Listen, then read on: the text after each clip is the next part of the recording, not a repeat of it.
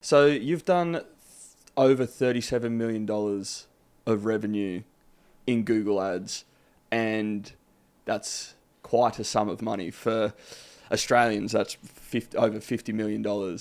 Um, where did that start for you? Why did it, like, I don't know, Google Ads to me, I don't even know what Google Ads are. Like, where do you see Google Ads? Like, you know what I mean? Yeah. Okay. So where it started was probably one of my first e-commerce Google Ads clients that really got success, which is about I think 4 or 5 years ago. Because back at the time I was doing all kinds of digital marketing stuff, right? I just wanted to be free or a freelancer. I just wanted to make some money. And I basically said yes to every opportunity out there. So Facebook ads, but also Google ads and email marketing. And I just did everything for everyone. And then one day I got a client who ran an e-commerce store and they wanted to run Google ads. And I didn't know how, but I said yes. And then I figured that out on the go. And then I got a coach, and the coach told me, hey, look at your client portfolio, and you probably have one type of client that's bringing you the most revenue, where you are getting the most results for, and who are the most fun to work with. And that was e-commerce and Google ads, because that one client already took off within a couple of weeks. Yeah, right. That was for me a sign that I had to double down on the Google ads part. Yeah, cool. So you said just before that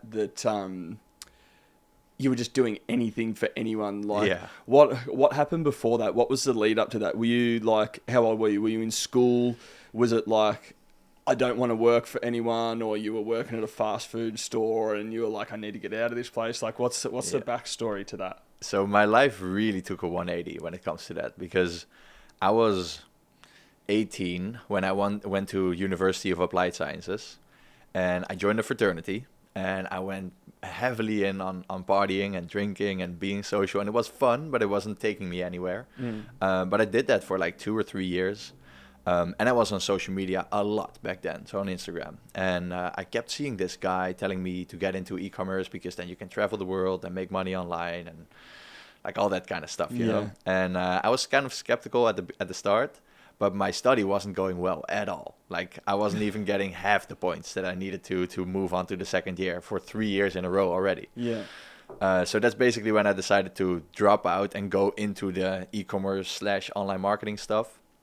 And at the time, I had a couple interesting conversations about that topic. One with a family friend who basically told me, yeah, you could get into e-commerce as a starter, but you probably need knowledge and capital, and it's going to be hard, and your margins are pretty thin. So it's probably better to focus on selling the service, like the marketing service, to anyone in need for the marketing service, and then you can become better, and you could do e-commerce eventually if you want to. Yeah. So I was like, I think 21 when I started. I'm 26 now. Yeah. Then I basically said yes to every opportunity out there because I just wanted to make money. Yeah. And then when I started to make like 2K, 2.5K, I was like, wow, I don't need a degree to make money. And that was like a big epiphany for me. Yeah. And that's why when I doubled down on the whole online entrepreneurship stuff. Yeah, that's super interesting. I really like what your family friend or whoever was said, like, and it's, someone was saying something to me the other day, actually. It was like cross the bridge when you come to it. Don't try and cross the bridge before you're there. Or like the problem that you're going to have, like, you don't need to stress about it. You don't need to do it. Like exactly what you were saying. You're just taking clients and then figuring it out. It's like you're crossing the bridge when you were there. You're like, okay, first problem solved. I've got the client. Exactly. Now what do I do? And then figuring it out. And it just kind of like goes to show that like you can do that type of thing. I'm not sure if you could do it as well today because it's a very saturated market. And Saturated. Everybody's very skeptical. Yeah. So that's why it took a bit longer than expected to really take off.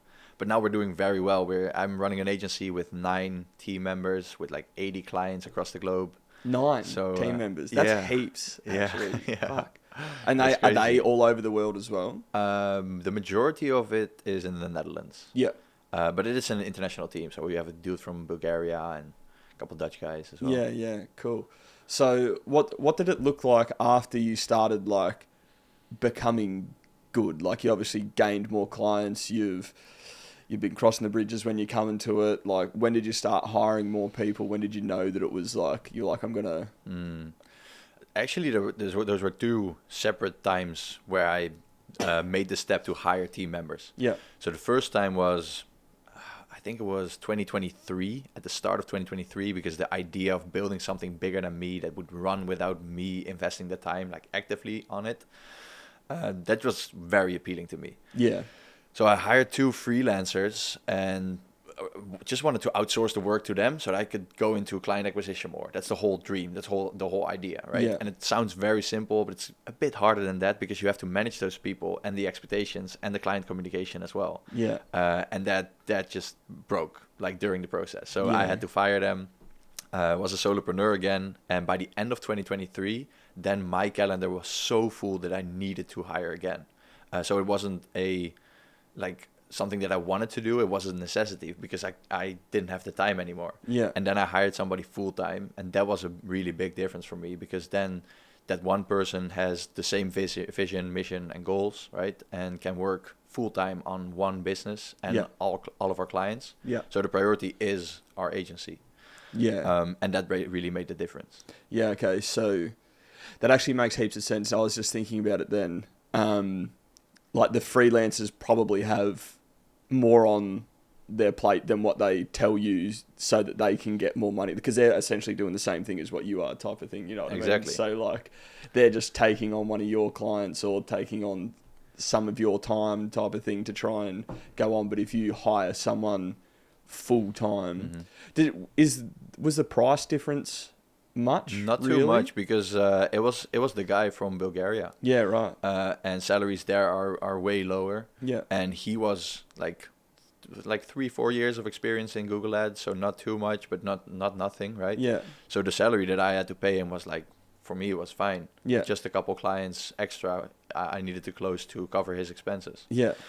But that made me think. We still have freelancers that we work with, but now we know how to make the freelancers productive. And that's just by building the right company culture and having the right clients to work with. Yeah.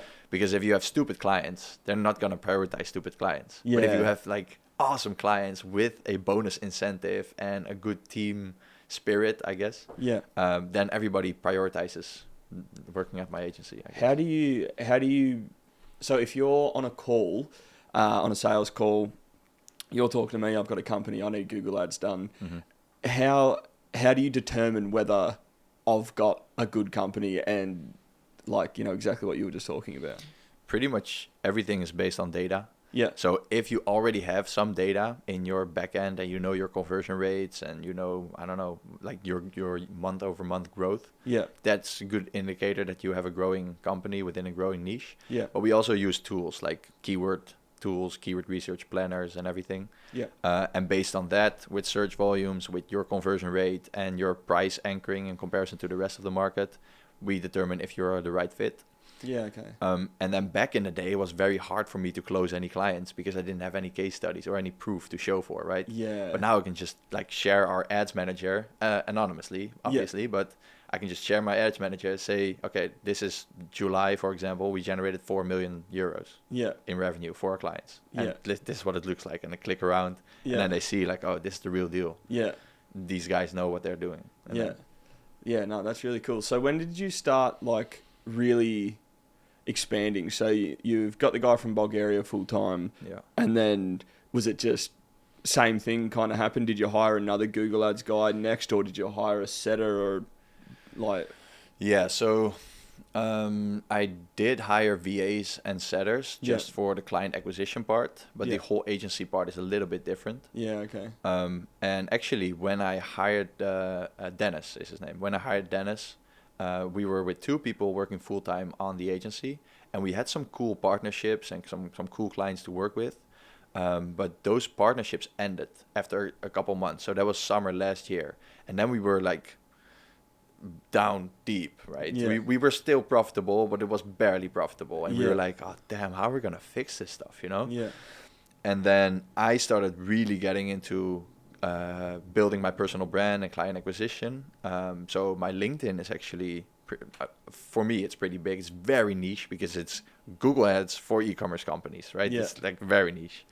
But I have around 16K followers there right now. So I think that's like having 160K on Instagram. Probably, You yeah. know what I mean? Like because LinkedIn is like the professional Instagram, and I personally hate it, and I think everyone hates it, but they know they have to go there if you want to get to like the people that you're talking to. Like you want to talk to a decision maker of a company. Yeah. To be able to talk to that person, the easiest way is to go straight through LinkedIn and a bit of cold outreach and stuff like that, and then they see what you do, and like Exactly. So LinkedIn has been big for me.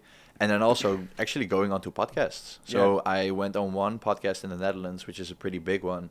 And that shot up our client count from, I think it was 20 to 40 clients in 2 months. Yeah, wow. And that was the end of last year. So 7-8 months ago. Yeah, nice. And so let's get into Google Ads a little bit then, because can you explain to me exactly what Google Ads are? Like, of course. So you are looking for a product or you have a problem, so you type it in a search engine. Yeah. And then we have the whole ChatGPT conversation. We can have that afterwards. But within Google, you type a product, and then it's my job to make sure that my clients are on the top of the page with the best image, the best pricing, the best title, and basically setting up that system, making sure that people click, but making sure that that my clients show up at the right time. That's my job. Yeah. So we bid on keywords. We pick the keywords. We pick the search intent behind it. Yeah. And then we base our daily budgets around every component in the account. Yeah. Okay. So it's almost like psychology hacks type of thing. Like, you know what words that people are going to type in to be able to find this glass of water or whatever. What I liked about Google Ads, which was also a reason for me to get into Google Ads and not Facebook ads, is it's a combination between like very clear data. So you have your keyword volumes, you have your Google Trends, you can literally see the graph, you know what's working, what isn't. So you have the whole data part. And then you have the ease of not having to create so many creatives or videos or having something called creative fatigue on Facebook where you have to upload new ads every time. Yeah. On Google, it's just people are searching for a product. So if you make sure that the product is there, that's enough. You don't need a different image or a different title or a different whatever. Yeah. Yeah, that makes sense. And it's literally just like, if I type in glass of water, it comes up. If I type in glass of water, on the Google page, it comes up Sam's glass of water or like whatever it is. So podcast mic, for example, that's pretty good example. Yeah. Podcasting mic, maybe you have some requirements in your head that you want to read in the title, for example. Maybe you value that it looks aesthetic on your podcast because you also do a video podcast. Maybe you care about what other people think of it. So you have to upload your reviews and have to have a review flow, like email flow. So we also talk to our clients about getting their social proof in so we can use that in marketing. So it's we have different components, but we just make sure that the ads that people see on the search engine results page are as appealing as possible in terms of pricing and visual. Yeah, nice. And then how hard would it be for someone to get into Google Ads? Like, do you think it's difficult to do, like on the scale that you're doing it? Like obviously it was taking you 4 or 5 years to get there, but say I wanted to do Google Ads for this podcast type of thing. Do you think that I would be able to gradually figure it out fairly easily with all the information that's out there? Yeah, but you have to know which data points to look at. Yeah, that's what I was going to call the little 1% nuance type of things. Yeah, exactly. And also, Google makes it very easy to spend money on the ad platform. If you set up a Google Ads account, it already says, hey, just give us your website, we'll do the rest. And then everything is AI generated. You just give the budget and then that's it. But you don't have any control over it. So you have to, if you do that in that scenario, you have to switch your account to something called expert mode. And that enables you to bid on certain keywords, certain match types, pick your own ad copy and everything. Gets into like the back end of it all type of thing. And that's where I suppose people like yourself and where you know what is the best thing to do. It's the ins and outs. Like the first 80% is probably, if you're investing some time in it, you can get it in 3 to 6 months, probably. but the other 20% could take a couple years. Yeah. And we have some bonus tools that we use, like getting a discount on all the shopping clicks. Like we have our tactics, you know. Yeah. Cool. I love that. What was I going to say?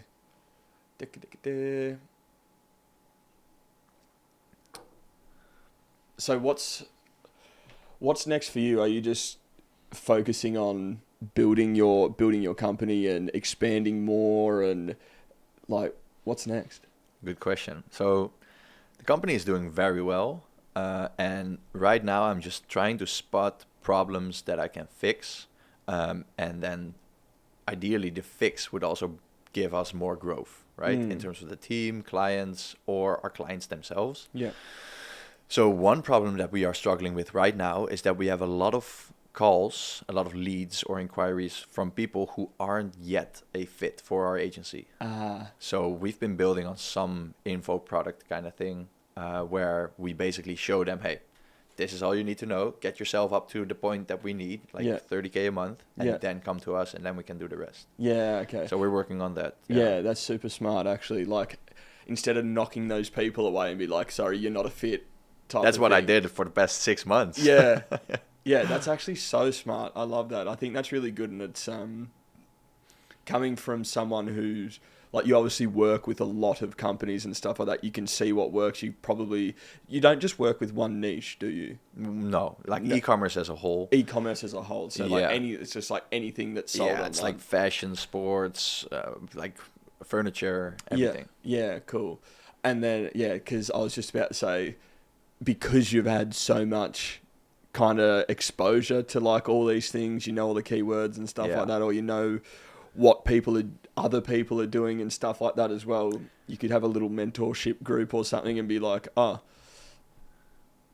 you buddy do this and sell that, and he goes, oh, actually Sam does that as well, might link you guys up and like, you know, have a chat or whatever it might be. So I think that's super good. It's one of those things, and like, I'm not sure if you're going to do community or anything like that, or if it's just like low ticket offer. It's probably community. Yeah, I definitely think community is the way to go. I think so as well. And there's a thing within the Google Ads community as a whole right now, or like it's been around for a couple of years, and that's the phrase, it depends. Because there's so many variables in Google Ads. So every Google Ads expert always uses, it depends. Like, if you want to use this bidding strategy or you want to use that strategy, it depends on the case. So that's why we need the community and the coaching. So we were thinking about just launching a video module of basically all Google Ads fundamentals and the tools that we use.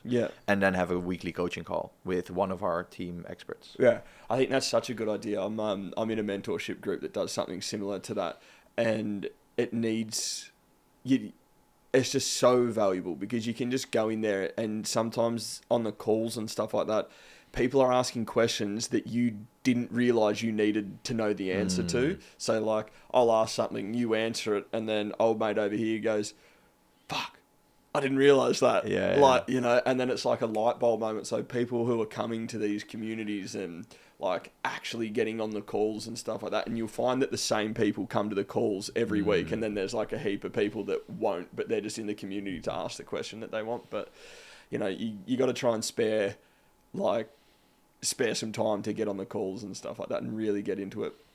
But yeah, I think every business should be building a community. I think that's where it's at 100% these days. We already notice it with our existing clients, right? So we have a lot of clients who know a lot of stuff, but even like 5% extra could help a business grow, right? So we have some clients where we have calls with the clients and we tell them, hey, this is what we saw working with another client account. They're running this offer or this bundle or this email marketing flow, even though it's not Google Ads. We just share that with them. And they're like, oh, nice. Yeah, we'll try it out. Yeah. So do you guys do anything else apart from Google Ads, or it's solely Google Ads? You don't just Google Ads. But the thing is that Google Ads doesn't really stop after people click, because they have to purchase as well. Okay. So we do advise about the purchase part, which is like the website offer, everything. Yeah, okay. But we're not developers or designers whatsoever. Okay. You're just kind of like we think you should do this to get people through the end. And of course, again, back with the exposure of you've seen it heaps. So like, hey, we know this landing page works because we made them a shitload of money. Have a look at what they do. That's it. And we usually just look at what competitors are doing. Yeah. And then, of course, they have to make their own variant based on their competitors. Yeah. But if they see, okay, it's like image with the title there, then a piece of social proof, then the button, then some USPs, like we could just copy that, right? Yeah. And then mention on our own USPs and our own social proof. Yeah, nice. I like it a lot. So do you think I'm not sure if you'd call yourself successful or not, but I would if you'd got 9 clients and so. You know, all that type of stuff, and you've got that location freedom now. Is that right? Mm-hmm. Yeah, nice. Do you think not spreading yourself too thin, like going into email marketing and web design and blah blah blah blah blah, do you think not branching out too far into those things, just like you were saying, just advising and then keeping your focus on just the Google ads, do you think that's a bit of a testament to why you're successful? Yeah, 100%. I've been thinking about starting a lot of extra stuff. Yeah. But I also watch a lot of Alex Hormozi stuff. Yeah. And he calls it the woman in the red dress. Yeah. I don't want to fall for the woman in the red dress. Yeah. So that's also why I was pretty hesitant about the whole info product thing. Because I was like, is this just a shiny object, or is this actually helping the business, the core business? And it is helping the core business, so then I'm willing to do it. Yeah. But building an email marketing department or building a CRO department within our agency is, I don't know if that's worth it, to be honest. So my mentor, Darren Lee, he's got this thing called, I'm not sure exactly what he calls it, but it's basically an ecosystem. And so basically how it works is he finds hopefully he probably won't watch this, but he finds something that he needs for his business. So he started out podcasting, right? And then he started to teach people how to do podcasts. And then he was like, okay, I need to get these people into a community. So then he made a community. He's like, I need to teach these people. So then he's got like an education branch of the business. And then he's like, for him, he needed production done. So he needed, lights, camera, action, all that type of stuff. And then he needed editors. So he's got his own editors and his own, I don't know what to call it, just a social media agency or whatever, where they do all the films, editing, blah, blah, blah, all that type of stuff, social media strategy and all that. So he's built that. And then he just slowly added people to each one. But they're all kind of separate as well. So like I'm in the education and the community side of things. He doesn't sell me that, like, any of that business or anything like that. But if I said to him like, fuck, I'm struggling to find an editor, he's like, oh, actually I've got editors type of thing. And they're all like separate branches, but it's like he needs editors. He needs the community side. He needs the VAs and stuff. Like he's just purchased a hiring agency type of thing where hire out VAs and all that type of stuff. And it's just like, well, if you need VAs, he's like, just let me know and I'll get you a VA type of thing. So it's like anything that anyone needs that's coming in at any level, he can kind of just like direct to like all these and he's the owner of the other and he's the owner of everything. So it's smart. like creating the ecosystem instead of trying to amalgamate everything and just be like, hey, we do absolutely fucking everything. He's just like, oh yeah, you want to come and join this area? Sweet, no worries.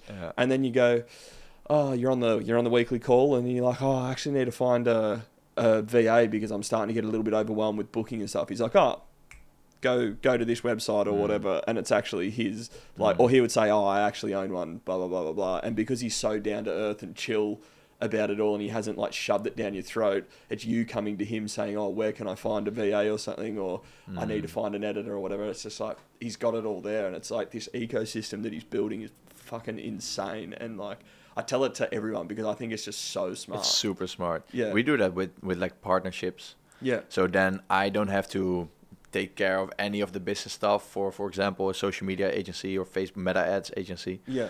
But we have a partnering agency Yeah. who, if we get a question from a client, we refer the client to them. Yeah. We get 10% commission on their invoice. Yeah. So that's also some type of cash flow, right? Yeah, exactly. It's just similar things. You just create partnerships and, you know, you create all that stuff and just move it in. But no, it's definitely so. It's super interesting that you were thinking about making the info product, because I definitely think that's one of the biggest ways to go. And there's the biggest profit margin on information. It's like 100%. It's a big profit margin, and also even if we would break even on the info product, it would still give us more clients. Yeah, it'll flow over because people are building trust with you. And with us giving the weekly coaching calls, that would make us smarter as well, or more aware of certain problems. Get to know your client. It'd be easier for you for them to transition straight into... Exactly. Because you know what they're doing, you know the struggles they've been through, you know where they're lacking and what you need. Like, you kind of know everything. You're kind of like qualifying all these people. Yeah. And it's actually another thing that Darren does as well. He's got like a mid-tier offer, and then he's also got like this super high tier where you kind of have to like level up and complete everything. And once you're in the community, he can see what you're doing and know what you're doing. And then it'll come a time where you're on 30 or 40 or 50 grand a month. And he's like, hey, give me 20 grand for the year or whatever it is. And he's like, we'll do all your social media. We'll edit all your podcasts, and we'll give you one-on-one coaching strategy and stuff like that. And I know people that have gone, like one guy in particular, his name's Andrew. He's gone right through the whole thing, started at square one, and now he's in the top tier thing, like making, I don't know how much he's making, but it's probably more than 30 grand a month type of thing. And he's moved over to Bali from the US and like all That's this amazing. type of stuff. Like, it's so cool. And it's cool to see, like, did I see it in real time? I saw him move here, but I basically saw, like, and it was within like 6 months, I think, as well, that he's like, followed everything that Darren did. Darren's helped him with all this type of stuff. He's moved to Bali. He's then gone into the high ticket of the stuff, and now he's making heaps of money, and we don't see him because he's working heaps. Like, you know, it's crazy, right? Yeah, it's so cool. I think, man, life keeps surprising me like that, because I didn't come from a very poor family or something, but it just didn't work out with my studies and everything, and I was like, how the hell am I going to fix this stuff? Yeah. And now 5 years later, what you were saying in the intro, I'm not bound to a location. Yeah. I have the money, I have the freedom, I have the time, right? It's like, I cannot comprehend it. Yeah, and I think it's a testament to you as well for like sticking at it. And I really liked how you were like, I just took anything on. And like, that's such a huge thing, I think, for people to understand, that like consistency, keep trying, don't think about failing, think of it as learning type of thing. Like the quicker you fail, the quicker you learn type of scenario. And the more you know, like, it's not going to matter too much if you fail with a client or something like that. They're just going to go, that guy was shit, and then go to another person, and then you acquire a new client that doesn't know who you are, and you can fix your mistakes. And as long as you're learning from the stuff 100%. That you're doing. It's also the time frame thing, right? So if you lose a client and it was bad, right? If you would end your business at that point, that would be the end of your business. Yeah. And then it would be the mistake that you made with the client, and then your business ended. But if you just keep on working and keep on growing, in 5 or 10 years, you might think, oh, you know that mistake that I made back then? Like, I learned so much from that one mistake, and now I'm right here, thanks to the mistake. Is there been any big mistakes that you've made?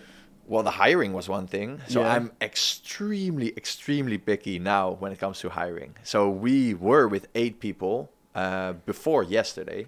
So, since yesterday we were with 9 people. Yeah. And all the 8 people were working more than full time, even though some people are freelancers, but like 60, 70 hours a week. And I was like, guys, I'm sorry, but we need to hire the right person, right? Yeah. And I had a lot of calls. I was quite picky. But I think that's probably one of the lessons that I got from hiring not the wrong people, but maybe the wrong people for our company at that moment.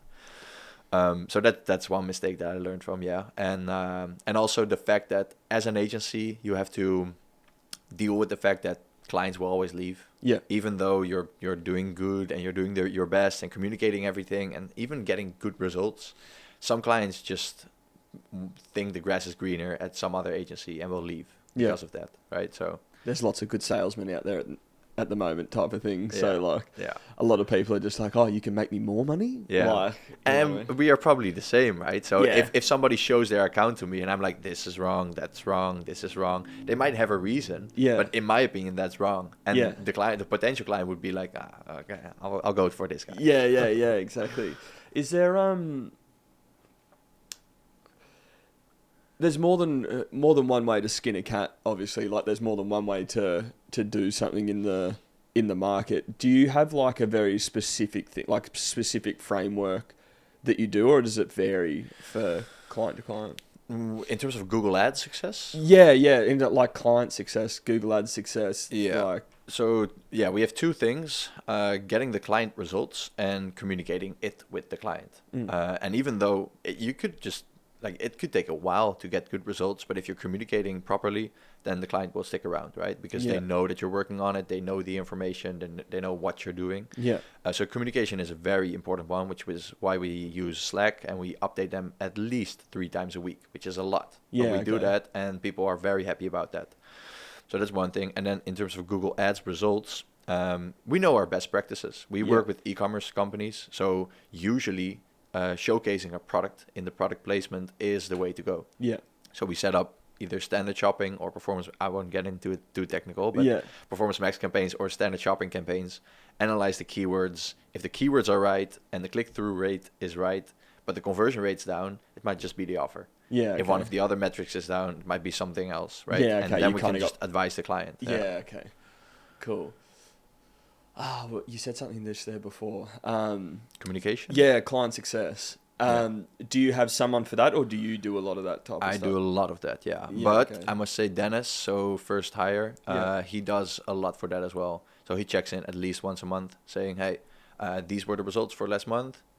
Besides from the monthly report that the account manager sends out. Yeah. But saying, hey, these were the results. I think we're doing a good job, but maybe you have some points of feedback. If you have, just shoot me a message. Yeah. Okay. And sometimes we do get the feedback. And sometimes they just say, no, we're very happy. Yeah. That's better. Yeah. No, that's sick.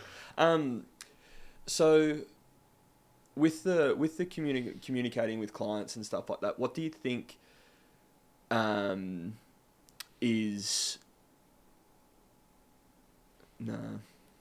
what's the best way to communicate with your clients, and is there ever any pushback that you get from like communicating too much maybe, or is there like what's the best way to do it for someone coming in who might have their own agency or something like that?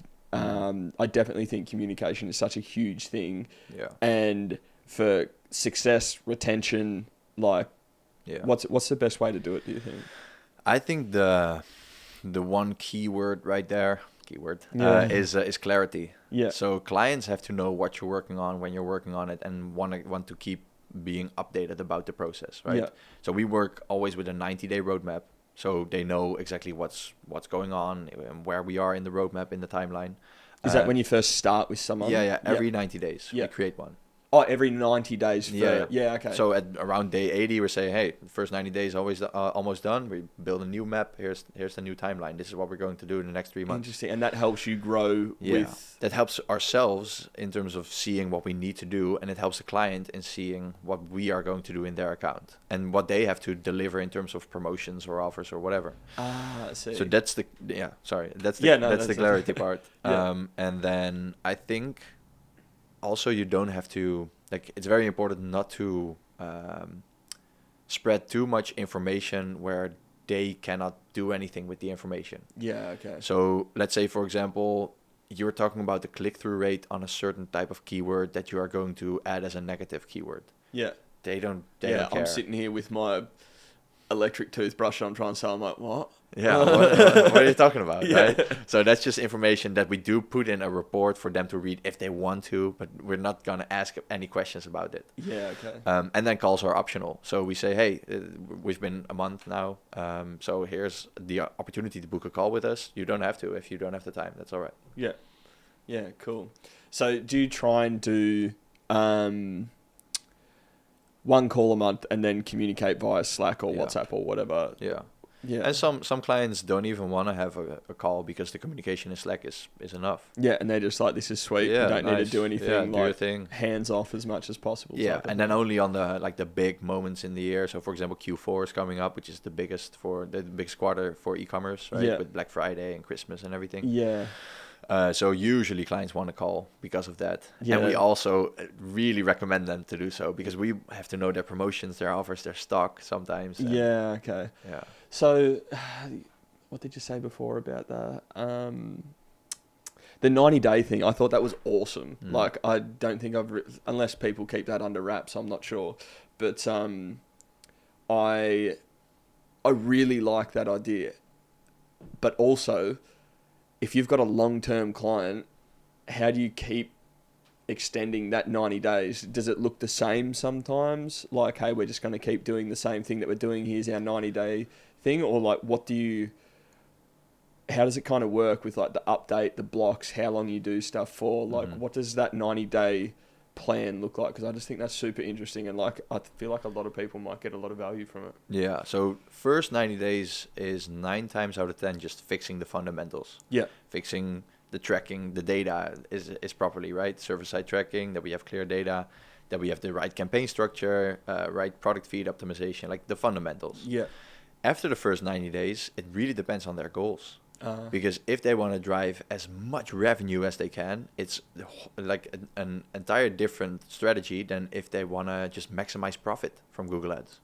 Okay. So it depends on their goals. And every e-commerce business that we work with, we ask about their goals on short-term and long-term, and we base the roadmap on that. Yeah. Okay. And sometimes we reach the goals, which is great. Sometimes we don't, and we figure out why we didn't reach it.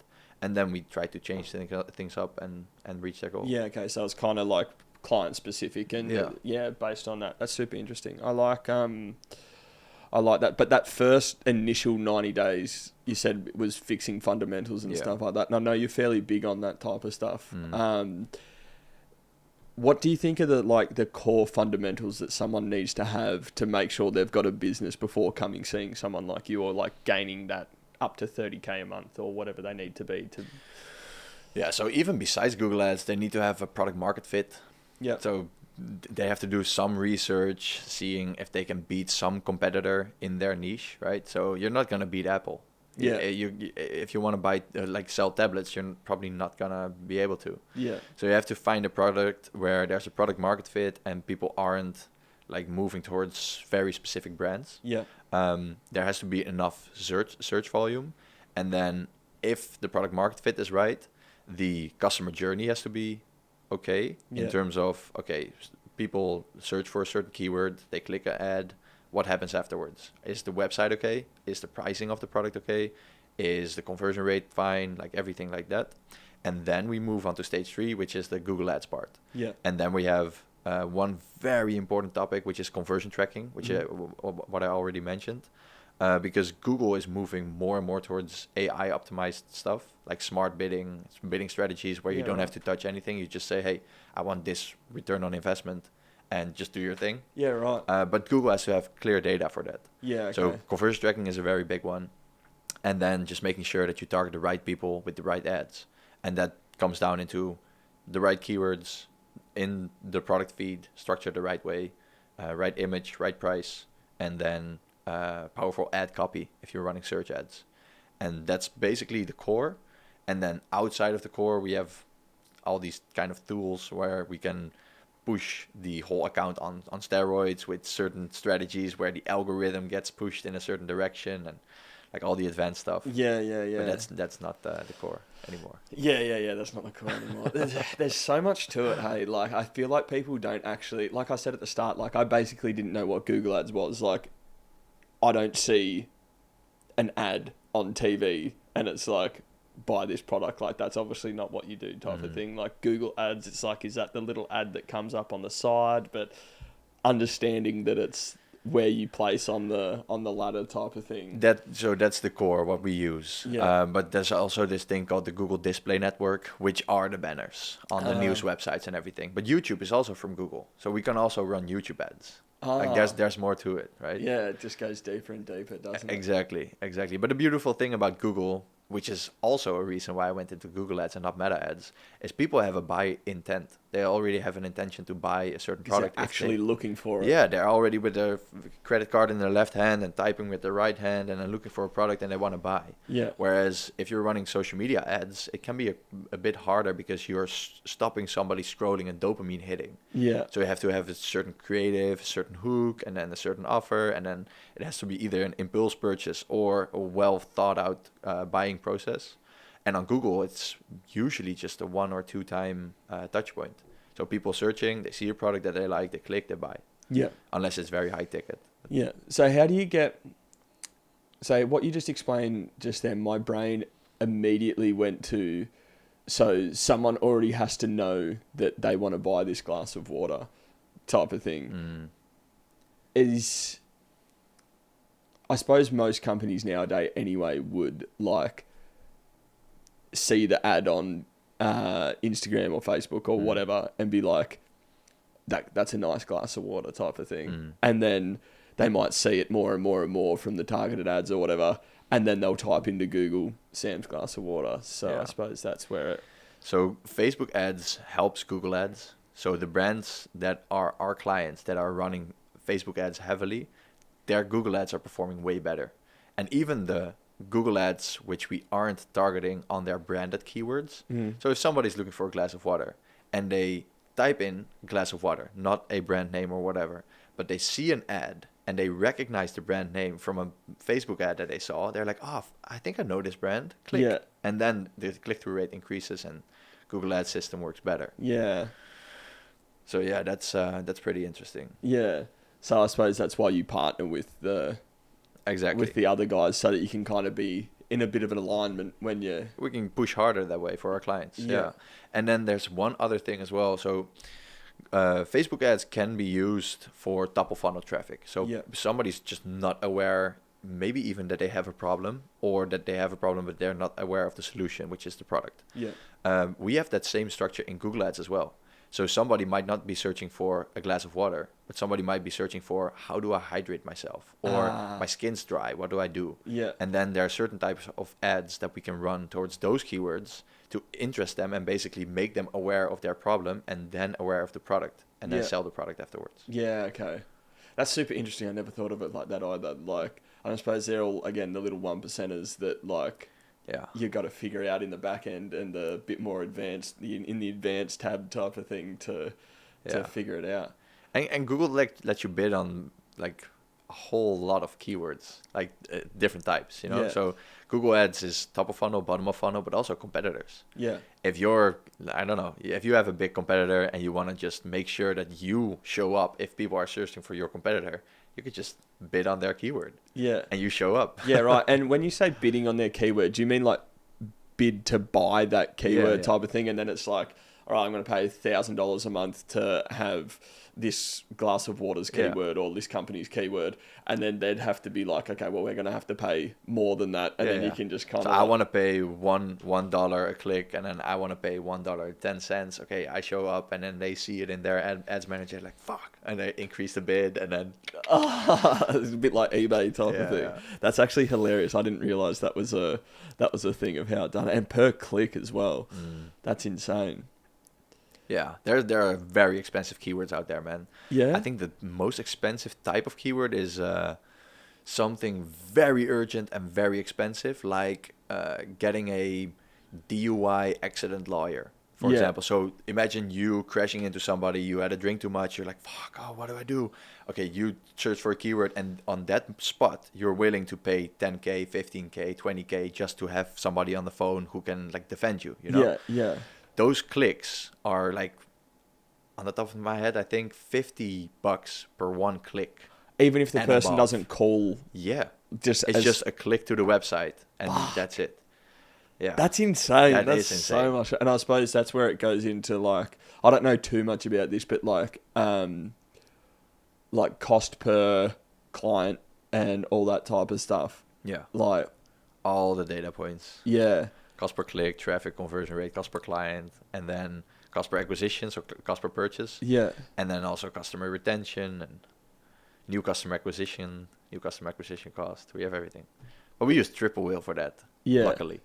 Yeah. There's obviously a tool out Tools, there. yeah. And how do you think everything's going to go? We've spoken a little bit about AI and stuff like that because I know you can just a lot of people just search stuff on ChatGPT now, and ChatGPT is now using I'm not sure how long it's been using it for, but it uses like reference points and it attaches the like the citation of where it gets it from.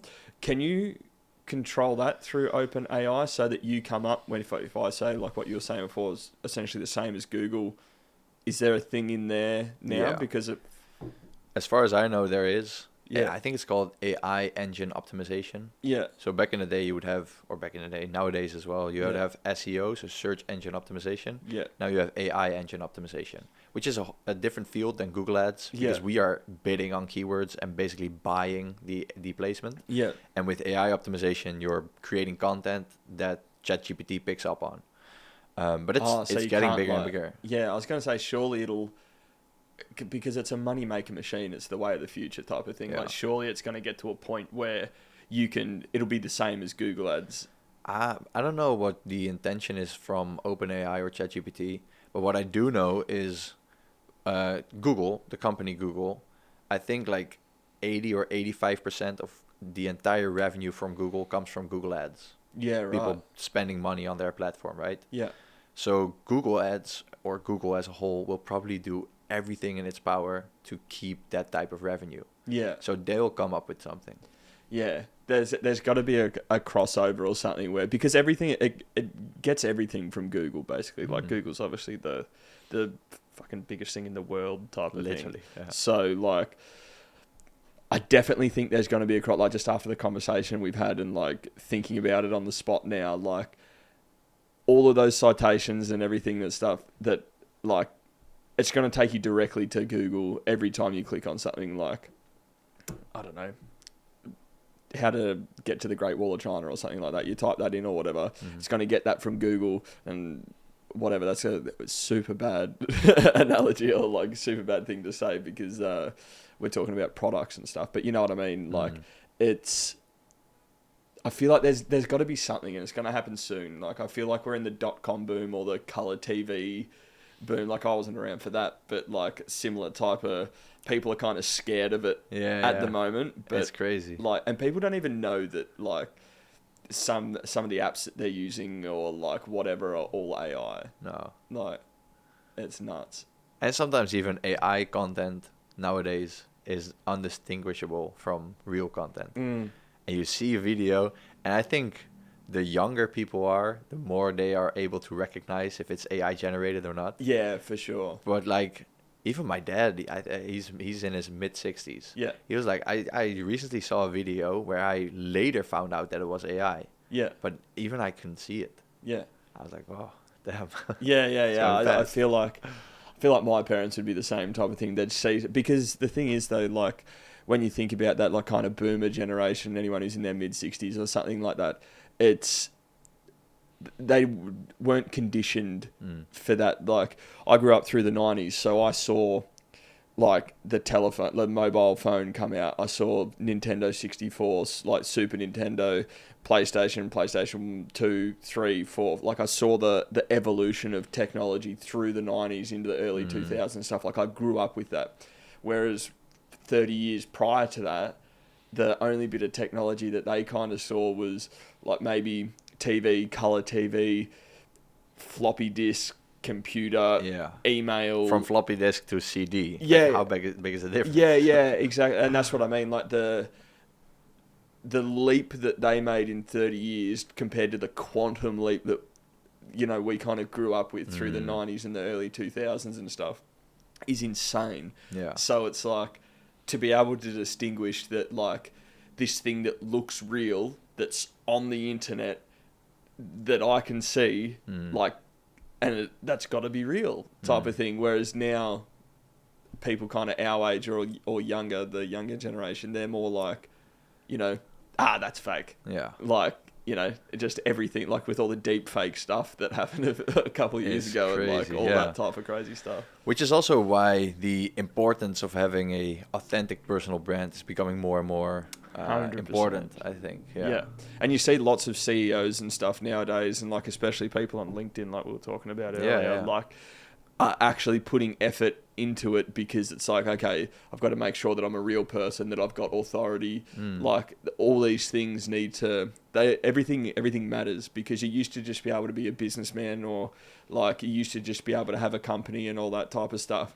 But everyone's got their head locked into their phone. So unless you've been seen, you kind of can't be heard almost, because there's so much noise out there. Yeah. So, And I think also in terms of business, people just want to do business with people that they have a click with. Right? yeah. So I saw this video last week where somebody said something like the course that Andrew Tate sells isn't that good. Yeah. But the reason why he's so successful is because people like what he says, Yeah. or like it does something to them, right? Yeah. And that's the whole reason why the platform that he owns is so big. Yeah. And I think that's with more people. Same with Alex Hormozy.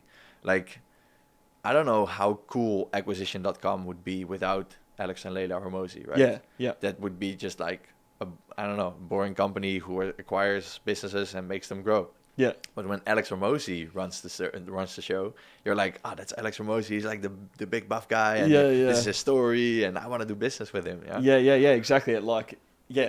Exactly that. Actually, I was thinking the exact same thing. Like, without having it, because you build touch points, and like you've got all these things, and you're building trust every time someone sees you, and like they like the things that you're saying, or they vibe with it, or whatever. And sometimes you don't even have to know like Alex Hormozy's name, but if Alex Hormozy come to buy your company, you'd be like, I've seen this guy before, like you know what I mean, or like his voice sounds familiar, or like something like that. It's just those little things that could just push it over the edge or whatever. And people research as well. Like if you're doing, I don't know, cold outreach, cold emailing, and your name is in a message, people will probably copy paste that message into Chrome, like in a new tab. Yeah. And just look at your Instagram. What is this guy saying? Yeah. Do I align with what he's saying? And yeah, exactly. Yeah. Exactly. Yeah. And so like, what have you been doing to build your personal brand? Like, are you just LinkedIn, or have you been trying on Instagram more as well, or it's just kind of like whatever?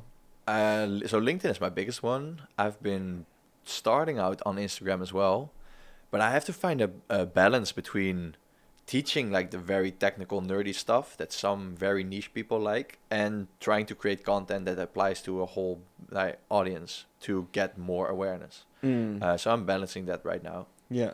But yeah, I think my 4 or 5 most recent videos were just me scrolling through a Miro board, sharing like the technical stuff in there. Yeah. Which works in terms of client acquisition, but it doesn't really work in terms of awareness. Yeah. So I will try to pick up Instagram and try to follow that platform this year. Yeah. So that's one of the goals, to get that to 10K. And then we'll see where it takes us. Yeah, that's it. I definitely think you'll be able to do it, because it's like I've learned a lot just by talking, like, you know, just building awareness. You could start from the absolute bottom and be like, this is a Google ad. This is why you should be doing Google ad. Like, you know, just super, super simple stuff, and just let people follow your journey and like see where it goes. Like, I'm super inconsistent with it, if I'm honest. Like I need to be more consistent, and I think it's just being more disciplined. I don't really need motivation. I just need to be more disciplined in, like, you know, every other day, post a video, make a video, be consistent with what I'm posting, like all that type of stuff to build your own personal brand. And for someone like yourself, I feel like, I'm not going to say it's going to be easy or anything like that, but you know your exact niche, you know what you need to do, you know the people that you're targeting and all that type of stuff, like your client, who you're talking to and stuff like that.